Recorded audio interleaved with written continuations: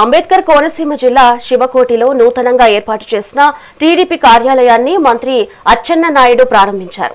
ఈ కార్యక్రమంలో ఎమ్మెల్యేలు దేవ వరప్రసాద్, గిడ్డి సత్యనారాయణ, టీడీపీ నేతలు పాల్గొన్నారు. అనంతరం కూటమి ప్రభుత్వం 2 ఏళ్లలో అందించిన సంక్షేమ పథకాలను వివరిస్తూ ఇంటింటి ప్రచారం చేపట్టారు. ప్రధాని Modi, CM Chandrababu, deputy CM Pawan Kalyan సారథ్యంలో రాష్ట్ర అభివృద్ధి పథంలో వెళ్తుందని మంత్రి అన్నారు. 24 నెలల్లో 24 లక్షల కోట్లు పెట్టుబడులు తెచ్చామని, మెగా డీఎస్సీని అడ్డుకోవాలని చూసిన ప్రతిపక్షాలకు విమర్శించే అర్హత లేదని మండిపడ్డారు. రాష్ట్ర భవిష్యత్తును దృష్టిలో పెట్టుకోవాలి. అందులో దుర్మార్గమైన పార్టీ మనకుంది. గొడ్డల పార్టీ అంటే దుర్మార్గమైన పార్టీ. ఆ పుట్టుకే అబద్ధాలు పుట్టుక, మాట్లాడితే అబద్ధం తప్ప ఇంకొకటి లేదు. ఎంత చిత్తశుద్ధితో మనం పనిచేస్తున్నా గొడ్డల పార్టీ గాలి పోగేస్తారు. ప్రతిదీ గాలే. ఈ మధ్య మీరు చూశారు, ఇప్పుడే మా సాయి గారు మాట్లాడారు. డిఎస్సి మీద సిగ్గు లేదు, ఎగ్గు లేదు. డిఎస్సి గురించి మాట్లాడే నైతిక హక్కు గొడ్డల పార్టీకి లేదు. 1994 నుంచి నిన్న డిఎస్సి నోటిఫికేషన్ వరకు ప్రతి టీచర్ పోస్టు ఉద్యోగం ఇచ్చింది చంద్రబాబు నాయుడు.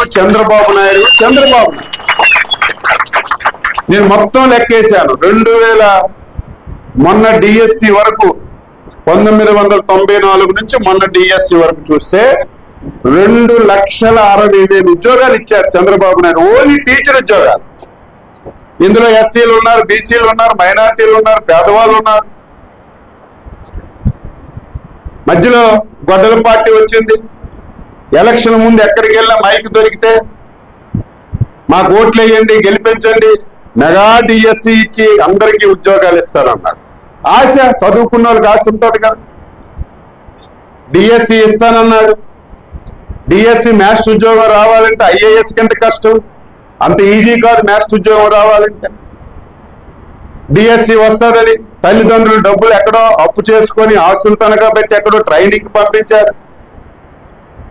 5 సంవత్సరాలు 2019 అన్నాడు, 20 అన్నాడు, 21, 22, 23, 24, 25 మళ్ళీ మనం వచ్చినంత వరకు డిఎస్సి ఇవ్వలేదు. మన యువ నాయకుడు మాటిచ్చి మేము అధికారంలోకి వస్తే డిఎస్సి ఇస్తామని చెప్పారు. డిఎస్సి నోటిఫికేషన్ మొదటి సంతకం పెట్టించారు. ఆ నోటిఫికేషన్ రాకుండా చేయడానికి గొడ్డల పార్టీ 260 కేసులు వేశారు. ఆ కేసులన్నీ పక్కన పెట్టి డిఎస్సి పరీక్ష పెట్టాం. రిజల్ట్ వచ్చింది.